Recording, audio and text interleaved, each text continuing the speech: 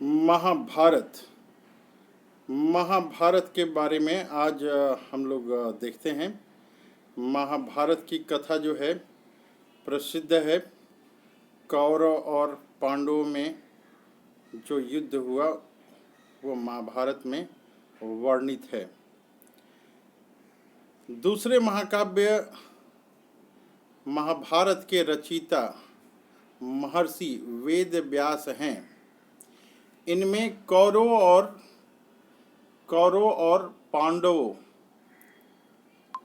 के युद्ध का वर्णन है।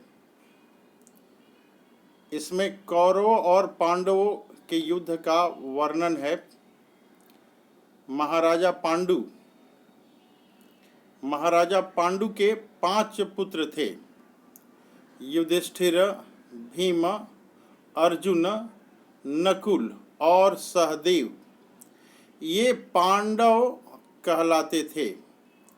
पांडु के भाई धृतराष्ट्र जन्म से ही अंधे थे। उनके 100 पुत्र थे। ये कौरव कहलाते थे। इनमें सबसे बड़ा दुर्योधन बहुत ही घमंडी और कुटिल था।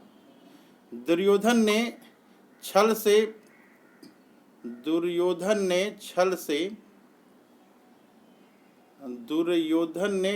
से पांडवों के राज्य पर अधिकार कर लिया। पांडवों के पक्ष सत्य और धर्म का था। पांडवों का पक्ष सत्य और धर्म का था। श्री कृष्ण उनके साथ थे।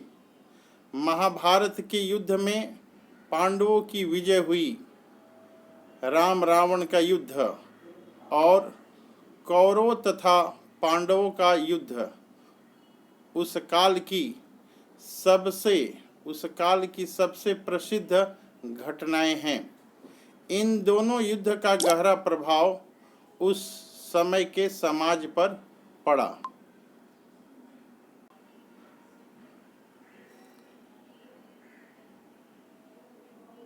उस काल में धर्म का स्थान सर्वोपरि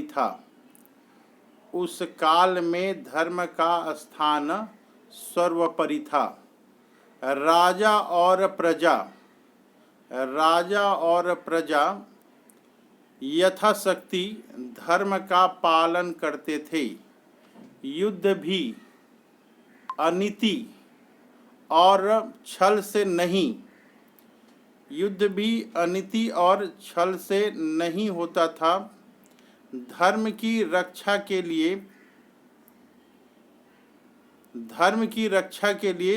धर्मानुसार लड़े जाते थे।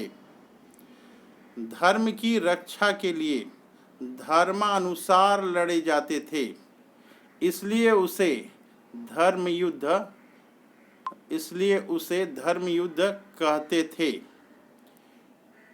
युधिष्ठिर तो धर्मराज ही कहलाते थे। राज्याभिषेक से पूर्व राजसूय यज्ञ राजसी किया जाता था। दिग्विजयी बनने के लिए राजा अश्वमेध यज्ञ करते थे। श्री राम युधिष्ठिर ने ऐसे ही